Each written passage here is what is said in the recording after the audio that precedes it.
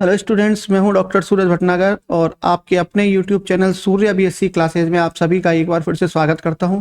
Dear students, आज इस video के अंदर हम सिलेंडर बेलन से एक प्रश्न सॉल्व करने वाले हैं जो अब BSc first year first semester का एग्ज़ाम होने वाला है। उसके लिए ये बहुत ज़्यादा इंपॉर्टेंट प्रश्न है, इसलिए आप इस क्वेश्चन को एंड तक बिना स्किप किए देखिए और समझने की कोशिश कीजिए। और अगर कोई डाउट हो या कोई और क्वेश्चन हो जो आपको समझ में नहीं आ रहा हो तो मेरे को कमेंट बॉक्स में लिख करके बताइए।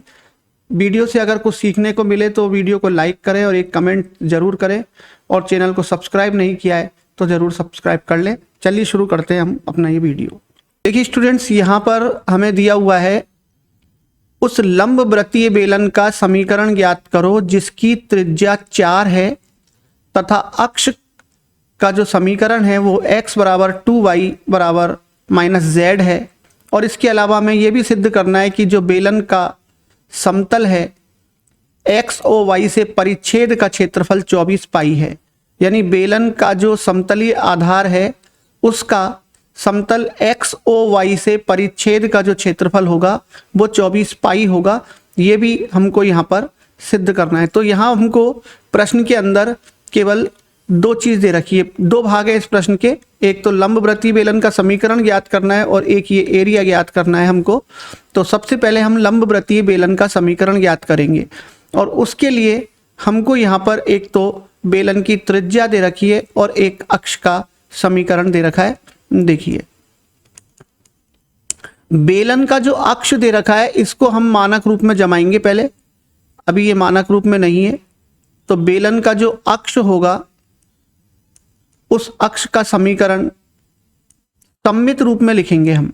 रेखा का जो कार्तीय रूप में सममित रूप में समीकरण होता है उस रूप में लिखेंगे। अभी हमको दिया हुआ है x बराबर 2y बराबर -z। अब हम इसमें क्या करते हैं कि 2 का भाग लगा देते हैं।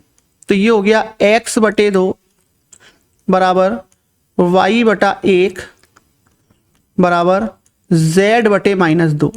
तो यहाँ हमने क्या करा, 2 का प्रत्येक पद में भाग लगा दिया तो ये x/2 हो गया। यहाँ पर 2 से 2 कट गया तो बटे में 1 रह गया और z के बटे में 2 का भाग और माइनस का साइन नीचे लगा लिया।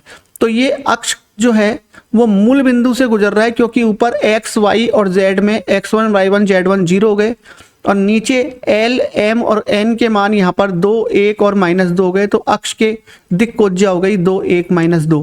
तो ये तो हो गया अक्ष का समीकरण। और इसके अलावा हमको दे रखी है त्रिज्या, तो बेलन की त्रिज्या हम यहाँ पर और लिख लेते हैं। और इसके बाद हम निकालेंगे लंबवृत्तीय बेलन का समीकरण। तो बेलन की जो त्रिज्या है, बेलन की त्रिज्या हमको 4 दे रखी है। तो इस बेलन का डायग्राम अगर हम बनाते हैं तो वो कुछ इस तरीके से बनता है। देखिए, ये बेलन हो गया। यहां पर ये जो बीच में ओ डैश वाली जो लाइन है, ओ डैश, ये बेलन का अक्ष है और इस अक्ष का समीकरण हमको ऊपर दिया हुआ है। और अक्ष के जो दिक् कोसाइन है वो हमको वहाँ पर रेखा के समीकरण में मिल ही गए हैं। और ये जो अक्ष है ये गुजरता है 0, 0 और 0 बिंदु से। रेखा के समीकरण से अक्ष गुजरता है 0, 0, 0 बिंदु से। मान लिया यहाँ पर ये बिंदु है, इस बिंदु को हमने ए पॉइंट मान लिया। ठीक है, इस जगह पर हम इस बेलन की रेडियस लिख लेते हैं जो हमको दे रखी है 4। बेलन की रेडियस 4 है। और बेलन के पृष्ठ पर कोई एक बिंदु और मान लेते हैं हम, P बिंदु, जिसका कोऑर्डिनेट हम ले लेते हैं x, y, z। और इनको, इस वाले पॉइंट को एक बिंदु B ले लेते हैं और इसको भी इससे मिला देते हैं।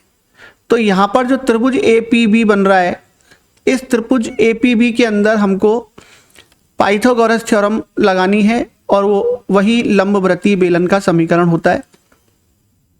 ठीक है, तो AP तो यहाँ पर कर्ण हो गया इसके अंदर, और AB और BP लंब और आधार हो गए। तो लंबवृत्तीय बेलन का इक्वेशन निकालना बिल्कुल आसान है। ठीक है, देखिए,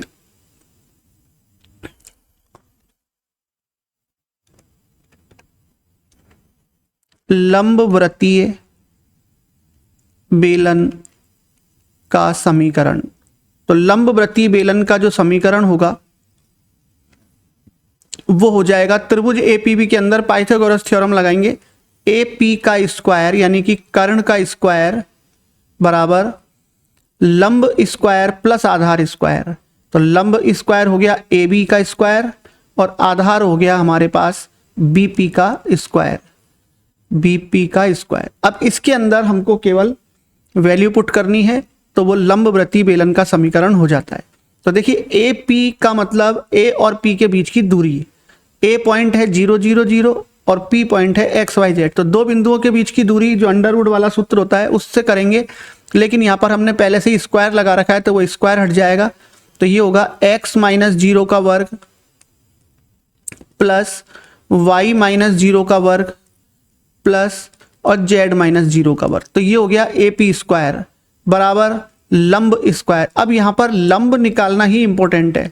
लंब किस तरीके से निकलेगा, देखिए ए बी जो लंब है इसकी लंबाई निकालने के लिए हमको क्या करना पड़ेगा, एपी रेखा के दिक अनुपात या दिक कोसाइन और ए बी रेखा के दिक अनुपात, उन दोनों का गुणनफल करना है।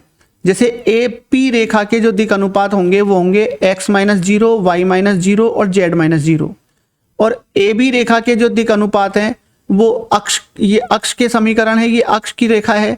तो अक्ष के समीकरण में जो एल एम एन की जगह पर लिखा हुआ है वही उसको हम दिक अनुपात मान सकते हैं।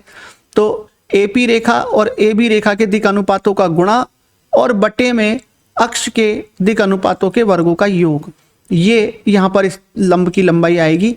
देखिए तो x माइनस 0 और इंटू अक्ष के समीकरण में देखिए x वाली टर्म के नीचे 2 है तो 2 आ गया, प्लस y माइनस 0 और यहाँ पर 1 है और प्लस z माइनस 0 और इसमें z के नीचे माइनस का 2 लिख रहा है, और बटे में जो अक्ष के दिक अनुपात हैं उनके वर्गों का योग। तो अक्ष के दिक अनुपात हैं 2 1 माइनस 2, तो 2 का वर्ग 4, 1 का वर्ग 1 और माइनस 2 का वर्ग 4। ये लंब की लंबाई आ गई, ए बी का मान आ गया ये, तो ये इसका वर्ग कर दिया हमने यहाँ पर, और plus B P square, B P बराबर 4 है तो वो हो जाएगा 16। ठीक है स्टूडेंट्स, तो ये ए पी स्क्वायर बराबर A B square plus B P square हो गया। अब हमें इसको केवल सॉल्व करना है, सॉल्व करके जो भी आएगा वही लंबवृत्तीय बेलन का समीकरण होगा।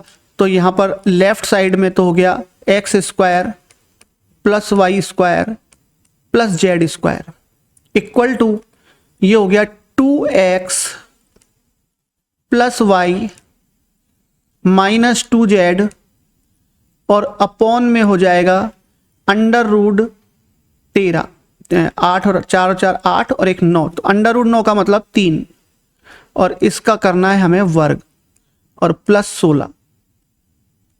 ठीक है, अब देखिए इसके आगे, अब इसका जब हम स्क्वायर करेंगे तो 3 का वर्ग 9 हो जाएगा, तो 9 को हम इधर भी मल्टीप्लाई कर देते हैं, क्रॉस मल्टीप्लाई कर देते हैं, तो 9 इधर गुणा हो गया, x square plus y square plus z square, इधर इसका होल स्क्वायर हम खोलेंगे तो ये हो जाएगा 4x square plus y square प्लस 4z square plus 4xy minus 4yz और माइनस 8zx। ठीक है, और 9 को 16 से गुणा करेंगे तो 144। अब सारी टर्म अगर हम एक तरफ ले लेते हैं, सभी टर्म को एक तरफ ले लेते हैं तो हमारे पास कुछ इस तरह की इक्वेशन आएगी।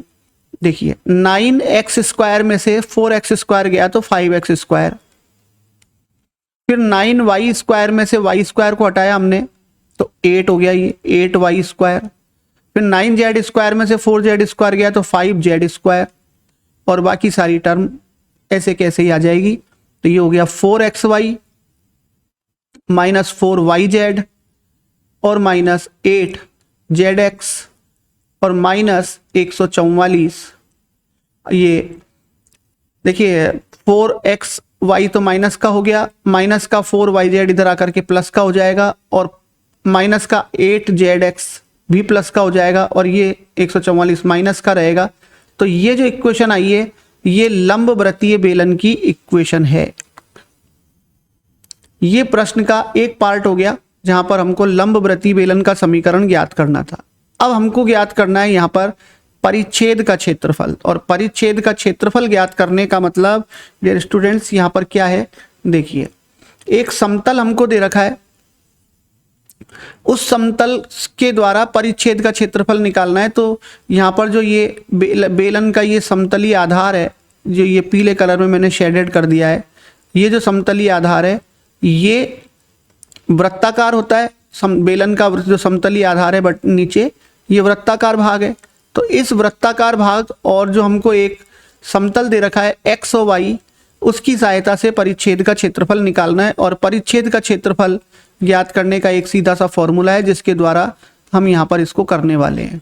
तो देखिए दूसरी चीज यहाँ पर ये जो वृत्ताकार भाग है ये एक समतलीय आधार है। तो समतल का समीकरण हमको यहाँ पर लिखना पड़ेगा। तो समतल का समीकरण कैसे लिखेंगे, जैसे इसके अंदर ओ डैश जो दे रखा है यहाँ पर, ये जो ओ डैश है ये अक्ष है, और अक्ष के लंबवत है ये समतलीय आधार, ये अक्ष हो गया, और अक्ष के लंबवत है ये नीचे का वृत्ताकार भाग। तो समतलीय आधार इस अक्ष के लंबवत है, इसका मतलब इस अक्ष में जो अभिलंब के दिक अनुपात होंगे वो इस समतल के दिक अनुपात कहलाएंगे। और अभिलंब के अंदर जो दिक अनुपात है वो है 2, 1 और -2, यानी अक्ष के जो दिक अनुपात हैं वो 2, 1, -2 हैं, उनको हम अभिलंब के दिक अनुपात बोलते हैं। तो वो समतल में अभिलंब के दिक अनुपात, समतल के दिक अनुपात बन जाएंगे। यानी कि हम अगर इस वृत्ताकार भाग का समीकरण लिखते हैं समतलीय भाग का, तो उसमें हमको जो दिक अनुपात काम में लेने पड़ेंगे वो 2, 1, -2 होंगे। देखिए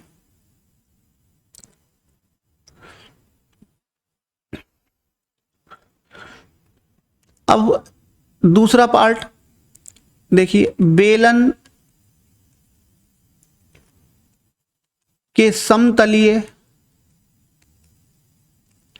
आधार का समीकरण, जो वृत्ताकार भाग है नीचे वो समतलीय आधार है, तो उसका समीकरण अगर हमको लिखना है तो वो एक समतल है। तो समतल का समीकरण जो हम लिखेंगे वो होगा ax + by + cz।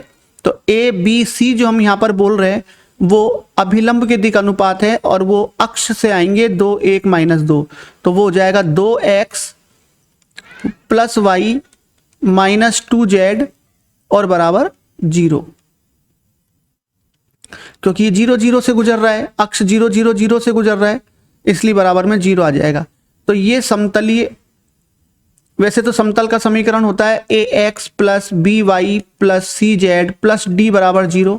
अब ये जो समतल है ये मूल बिंदु से गुजर रहा है, 0, 0, 0 से गुजर रहा है, इसलिए ए बी सी की जगह एक्स वाई जेड की जगह पर जब हम 0, 0 लिखेंगे तो d = 0 हो जाएगा। और ए बी सी की जगह पर हम अक्ष के समीकरण से 2, 1, -2 लिखेंगे, तो ये समतलीय आधार का समीकरण हो गया। और इसके अलावा एक समतल और दे रखा है एक्स ओ वाई तल का समीकरण। तो एक्स ओ वाई तल का जो समीकरण होगा वो होगा z बराबर 0। तो अब ये जो इक्वेशन नंबर 1 है और ये इक्वेशन नंबर 2 है, इन दोनों के बीच में हमको एंगल निकालना है।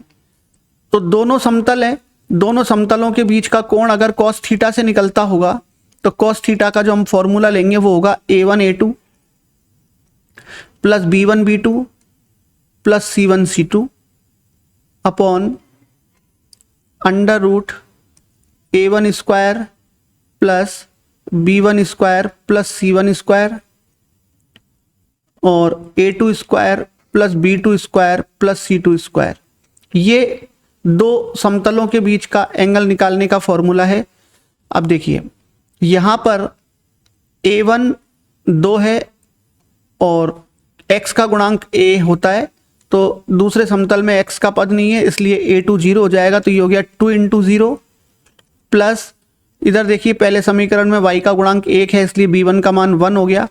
दूसरी इक्वेशन में y का पद नहीं है इसलिए b2 0 हो गया, प्लस c1 की वैल्यू यहाँ पर -2 है और दूसरी समीकरण में z का गुणांक 1 है तो इसलिए ये 1 हो गया। फिर यहाँ पर इनके वर्गों का योग करेंगे हम, तो ये हो जाएगा 4 + 1 + 4 और 0 + 0 + 1 दोनों समतलों से एक्स वाई जेड के गुणांकों का वर्ग।